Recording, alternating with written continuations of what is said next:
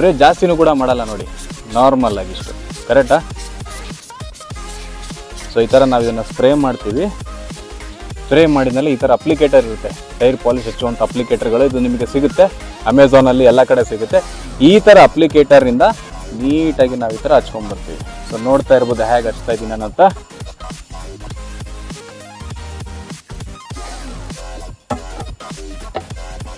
ನೋಡಿ, ನೀಟಾಗಿ ಹಚ್ಕೊಂಬರ್ಬೇಕು ಈ ಥರ ಹೇಗೆ ನಾನು ಹಚ್ತಾ ಇದ್ದೀನಲ್ವಾ.